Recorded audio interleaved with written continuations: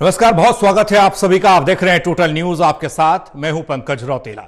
वक्त सबसे बड़ा होता है, बलवान होता है और सियासत में तो वक्त के साथ चलना सियासी दलों की मजबूरी भी हो जाती है और जरूरी भी। ऐसा ही कुछ हरियाणा में देखने को मिल रहा है, जहां मौजूदा वक्त में बीजेपी अपने को संकट में घिरा पा रही है आगामी विधानसभा चुनाव को लेकर। ऐसे में नायब सिंह सैनी सरकार वो सारे काम कर रही है जिन्हें पूर्व मुख्यमंत्री मनोहर लाल करने से परहेज किया करते थे। ऐसे कई मामले हैं, लेकिन सवाल यह है कि ये बदलाव क्यों हुआ है? क्या यह पार्टी की रणनीति का हिस्सा है? क्या यह लोकसभा चुनाव परिणाम का नतीजा है? इस लचीलेपन से सरकार को कितना फायदा आने वाले वक्त में होगा? आज चर्चा इसी पर होगी।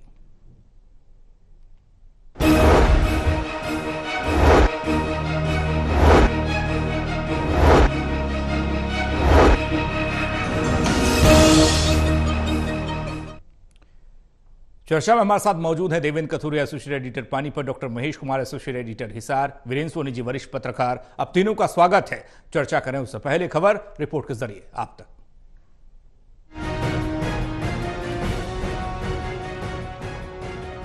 हर आदमी का अपना स्वभाव और काम करने का तरीका होता है जो उसकी सोच को दिखाता है। हो सकता है अपने तौर पर तत्कालीन सीएम मनोहर लाल सरकारी फैसलों में जिन चीजों पर अड़े रहे, अब मौजूदा सीएम नायब सैनी उन पर नरम दिख रहे हैं। चाहे बात सरकारी फैसलों या मांगे मानने की हो या फिर नेताओं पर कोई फैसला हो।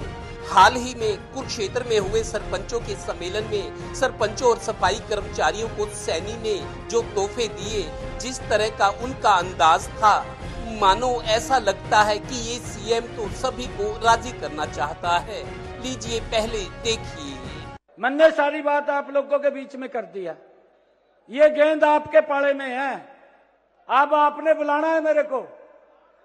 आप बुलाएंगे तो आपका एजेंडा होगा और उस एजेंडे के ऊपर काम करेंगे हम उस एजेंडे के ऊपर।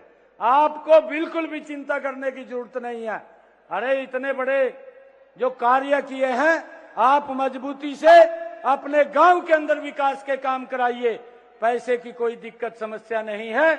आप सबका बहुत बहुत धन्यवाद। अब सवाल ये उठता है कि अपने सीनियर और उन्हें संत कहने वाले नायब सैनी मनोहर लाल के फैसले को पलट क्यों रहे हैं? क्या उनकी ये मजबूरी है या फिर जमीनी हकीकत का एहसास कि ये करना जरूरी हो गया है? क्योंकि विधानसभा चुनाव में पार्टी के लिए मुश्किलें दिख रही हैं। जो भी हो, कहना और मानना होगा कि मनोहर लाल जिस पर अड़े थे, नायब सैनी उस पर नरम दिख रहे हैं। राजेंद्र देशूजोधा जी के साथ जिन्होंने आज पार्टी को ज्वाइन किया है, मैं पुनः आप सबका भारतीय जनता पार्टी परिवार में शामिल होने पर बहुत बहुत स्वागत और आप सबका धन्यवाद करता हूँ। समझदारी इसी में है, जब हवा के झोंके तेज हो जाएं, तो डाली की तरह झुक जाना चाहिए, क्योंकि झुकी हुई डाली सभी के करीब होती है। राजनीति भी यही कहती है। Haryana bureau, total news.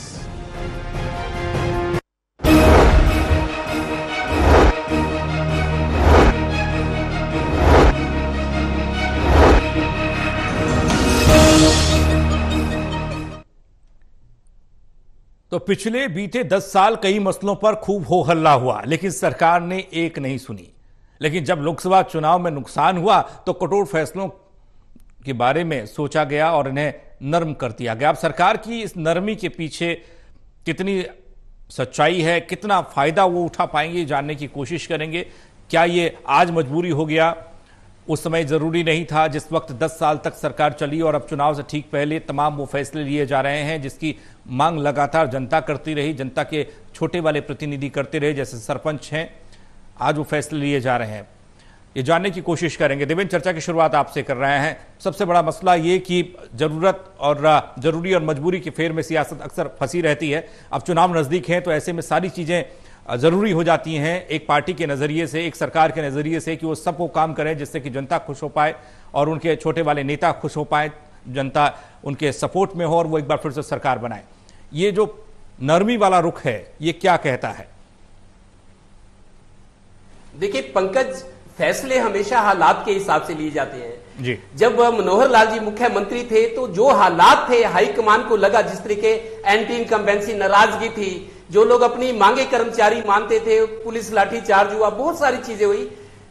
मतलब उस वक्त जो हालात थे, हाईकमान को लगा कि लोकसभा चुनाव नजदीक है, फैसला लेना पड़ेगा, और जो ठीक समझा गया वो फैसला हाईकमान ने तब लिया। मुख्यमंत्री की रिप्लेसमेंट हुई, पूरा मंत्रिमंडल भंग करके दोबारा से मंत्रिमंडल बना। मतलब हालात के हिसाब से हाईकमान ने फैसला लिया था। अब जब नायब सिंह सैनी मुख्यमंत्री बन गए, सरकार की डोर उनके हाथ में आ गई। सरकार चलाना बड़ा मुश्किल काम होता है, कहना आसान है, बहुत सारी जिम्मेदारियां होती है, सबको खुश रखना होता है, चुनौतियां होती हैं, भविष्य के बारे में सोचना होता है। तो नायब सिंह सैनी जब मुख्यमंत्री बने, उनको लगता है जमीनी हालात का एहसास हुआ, और शायद हाईकमान को उन्होंने बताया होगा, जो भी कहा होगा, हाईकमान ने उनको आशीर्वाद दिया और यह भी कहा कि बेखौफ होकर काम करो, जो जरूरी फैसले हैं उसको करो, लोगों को राजी करो, जो नाराज लोग हैं उनको राजी करो, क्योंकि चुनाव का समय है। और विधानसभा चुनाव में आप देखिए 14 और 19 की बात करें, बीजेपी सरकार जब केंद्र में आई तो एक एक करके राज्य सरकारें बीजेपी के खाते में जुड़ती चली गई, 18-19 राज्य तक आ गई। लेकिन थोड़ा रिवर्स लगा, जैसे हिमाचल में बीजेपी की सरकार गई, कांग्रेस आ गई, कर्नाटक में, तेलंगाना में, अब लोकसभा चुनाव में कांग्रेस को एक तरह से बड़ा जीवन दान और ऑक्सीजन मिला है। तो हालात को हाईकमान समझ रहा था, और नायब सिंह सैनी के लिए सरकार चलाना, क्योंकि समय बहुत कम मिला उनको, जब मुख्यमंत्री बने प्रदेश अध्यक्ष का भी पद था, मुख्यमंत्री बनते ही लोकसभा चुनाव थे, और अब सिर्फ 2-2.5-3 महीने का टाइम उनके पास है, फिर एक बड़ा चुनाव है, और अब तो यहां का अपना चुनाव है, नायब सिंह सैनी का, उनके विधायकों का, मंत्रियों का चुनाव है। तो मेरे को लगता है ये फैसला भी हालात के हिसाब से लिया गया कि फटाफट फैसले हो, जो मतलब करेक्शंस करनी है उसको तुरंत किया जाए। और मेरे को लगता है हाईकमान को विश्वास में रखकर ये सब किया गया होगा, और हाईकमान ने महसूस किया होगा कि जो गलतियां हुई, जो नाराजगी झेलनी पड़ी, उसको अब दुरुस्त किया जाए। तो मेरे को लगता है ये जो फटाफट हर रोज, मैंने आज एक मीडिया रिपोर्ट पढ़ी, लगातार जब से मुख्यमंत्री बने हैं 6 जून के बाद से 4 जून को रिजल्ट आए लोकसभा के, जो नतीजे आए उससे बीजेपी का, मैं ये कहता हूं एक तरह से दुर्घटना होते होते बच गई, इतनी सीटें आ गई कि कम से कम सरकार बन गई। तो अब आगे मतलब इनको सोचना है, और जिस तरीके से फैसले लिए जा रहे हैं, एक के बाद एक फैसले, मतलब जो जो मांग रहा है, जो पुरानी मांगे पेंडिंग, उनको सबको माना जा रहा है, और उम्मीद से ज्यादा दिया जा रहा है कि आप खुश रहो। तो इस नीति पर सरकार चल रही है। अब होता क्या है, इंतजार इस बात कर रहेगा। हालात के हिसाब से फैसले होते हैं। अब सरकार की हालत या पार्टी की हालत खराब है, इस हिसाब से फैसले हों, या जनता की हालत को लेकर ये फैसले हो रहे हो, ये देखने वाली बात है। क्योंकि पिछले 10 साल से जनता के हालात तो वही, उसी हालात में जनता रही अपनी मांग को लेकर, चाहे सरपंच थे, चाहे वो सफाई कर्मचारी थे, चाहे वो 100 गज वाले प्लॉट मांग रहे थे, या कोई और मसला था। लेकिन उस वक्त तो ये सोचा नहीं गया। महेश आपके पास आ रहे हैं, आज सोच बदली है सरकार की।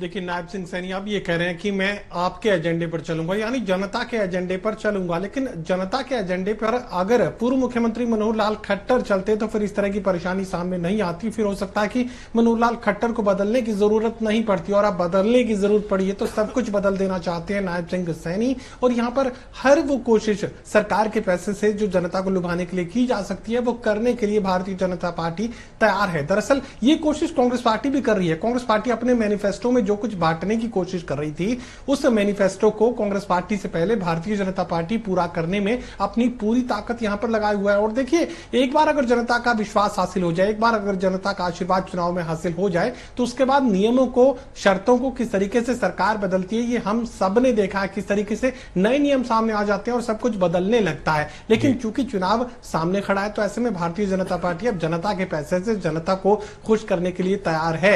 अब नायब सिंह सैनी ये कह रहे हैं कि जनता के एजेंडे पर वो काम करेंगे, लेकिन जनता के एजेंडे पर काम करने में भारतीय जनता पार्टी ने बहुत ज्यादा देर कर दी है। जनता राहत के लिए झोली तो करेगी, झोली में जो कुछ मिलेगा उससे खुशी भी जाहिर होगी, लेकिन क्या वो खुशी जो 9.5 साल या 9.25 सालों में जो दर्द मिला है उसको दूर कर पाएगी, और किस हद तक वो दूर कर पाएगी, और वोट में क्या ये खुशी तब्दील हो जाएगी? मुझे शक है इस बात पर कि ये खुशी जो फौरी राहत के रूप में इस वक्त नजर आ रही है, ये वोट में तब्दील हो जाएगी, क्योंकि जनता का गुस्सा काफी ज्यादा था, और जनता अब इस डिफरेंस को भी महसूस कर रही है कि एक झटका लोकसभा के चुनाव में दिया तो भारतीय जनता पार्टी, जो कि अहंकार में बिल्कुल सराबोर नजर आ रही थी, जिसे लग रहा था कि मोदी के चेहरे पर वोट मिलना है और किसी तरह की चिंता करने की जरूरत नहीं है। अब चूंकि मोदी के चेहरे पर आधा अधूरा वोट मिला तो अब भारतीय जनता पार्टी के लोग ये समझने लगे हैं कि सिर्फ मोदी के सहारे नैया नहीं पार हो सकती है, अब चेहरे की जरूरत पड़ेगी। चेहरा नायब सिंह सैनी का ओबीसी वोटर्स को यहां पर लुभाने की कोशिश और ओबीसी वोटर्स के साथ ही एससी वोटर्स को जोड़ने की कोशिश, गैर जाट वोटों पर दाव खेलने की भारतीय जनता पार्टी की कोशिश, जनता को राहत देने की कोशिश, और राहत भी इतनी कि पिछले सालों का जो 9.5 साल पौने 10 सालों का जो दर्द है उसे भुला देने की कोशिश यहां पर नायब सिंह सैनी कर रहे हैं। जनता भुलाएगी कि नहीं भुलाएगी यह जनता पर निर्भर करता है। वीरेंद्र जी, आपके पास आए, ये स्थिति नए बनाम पुराने, ये स्थिति गर्म बनाम नरम, ये स्थिति 9 साल कुछ महीने और जो हिस्से में आया नायब सिंह सैनी की महज 3 महीने, ये स्थिति ऐसी है तो कैसे बदलाव होगा? देखिए, मनोहर लाल जी अपने फैसलों पर अडिग थे जी, और अडिग के कारण ये थे कि वो लोकप्रिय नहीं थे, जननेता भी नहीं बन पाए। 9.5 साल मुख्यमंत्री रहे लेकिन वो जननेता नहीं बन पाए। अब नायब सैनी मुख्यमंत्री के रूप में कितनी छवि बना पाते हैं? देखिए, पार्टी हाईकमान ने सबसे पहले फैसला किया ओम प्रकाश धनखड़ को प्रदेश अध्यक्ष से हटाकर नायब सैनी को अध्यक्ष बनाया, फिर मनोहर लाल को हटाकर नायब सैनी फिर मुख्यमंत्री बने।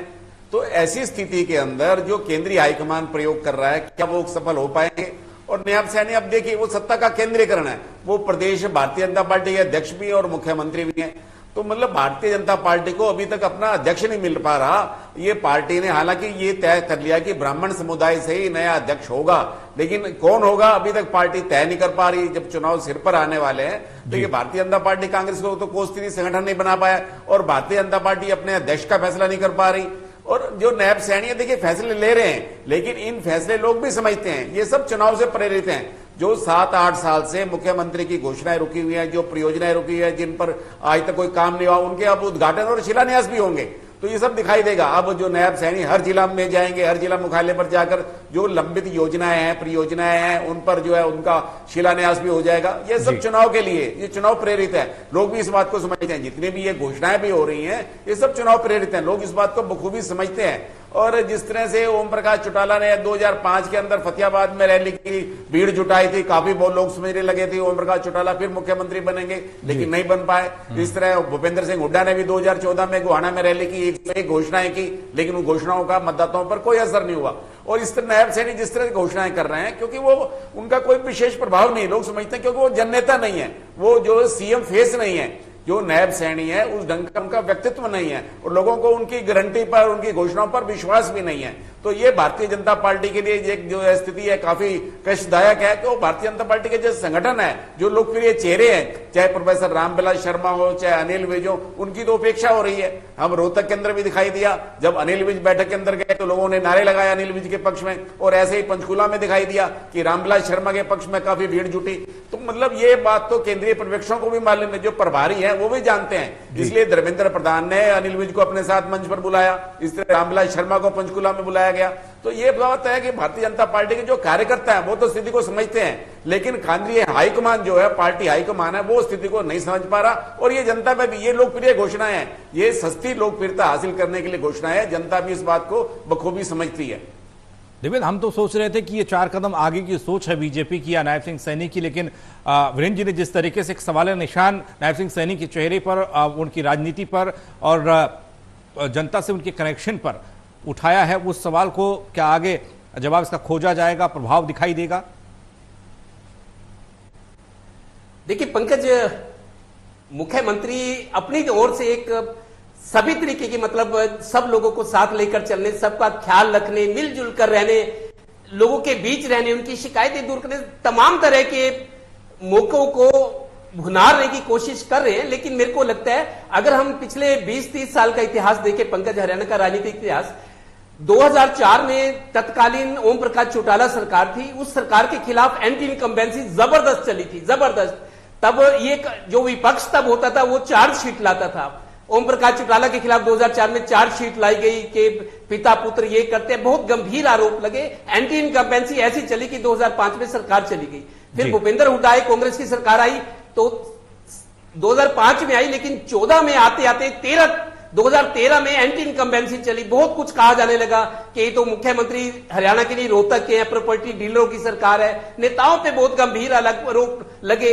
जिस तरीके से केंद्र सरकार के खिलाफ कॉमनवेल्थ घोटाला, 2G स्पेक्ट्रम, बहुत सारी चीजें आई, तो उसका असर हरियाणा पर भी पड़ा। जैसे जैसे एंटी इनकम्बेंसी वाला फैक्टर मजबूत होता है तो जो मौजूदा सरकार होती है उस पर असर होता है। और हमने देखा 20, 25, 30 साल की सरकार, जब एंटी इनकम्बेंसी का फैक्टर मुखर होता है तब सरकार टिकती नहीं है, ऐसा लग रहा है। अभी मेरे को लगता है इस सरकार के खिलाफ भी, मैं ये नहीं कह रहा पूरी तरह से मुखर हो गई एंटी, अभी चीजें संभाली जा सकती है, लेकिन नाराजगी बहुत हद तक है। नाराजगी बहुत हद तक है, अपेक्षाएं ज्यादा है। एंटी इनकम्बेंसी, बदलाव की बात है, भ्रष्टाचार की, आज भी कुछ ऐसी हम देख रहे हैं पानीपत में कि बारिश के दिनों में सीएम सिटी करनाल में सड़क बनी है, उसका वीडियो वायरल हुआ। पानीपत में भी सड़कें बनी है बरसात के मौसम में, जबकि कुछ लोग कह रहे हैं इंजीनियर के उत्तराखंड, हिमाचल में 15 दिन पहले बारिश से सड़कों का काम रोक दिया जाता है, लेकिन यहां तो सड़कें बारिश के अंदर भी बने, सीएम सिटी में भी और पानीपत में भी। तो भ्रष्टाचार को लेकर लोग बहुत आक्रोश है लोगों में। महेश, नेता के हिसाब से भी काम होता है। अगर कई जगह मुख्यमंत्री इसलिए बदल दिए जाते हैं कि जो चेहरा होता है वो चेहरा आपको वोट दिलाता है, वो चेहरा जनता के बीच में पॉपुलर होता है। लेकिन वीरेंद्र जी ने जिस बात का जिक्र किया, नायब सिंह सैनी की छवि और उनकी राजनीति और उनके चेहरे को लेकर, क्या ये 2-3 महीने में ये कवर अप हो सकता है क्या?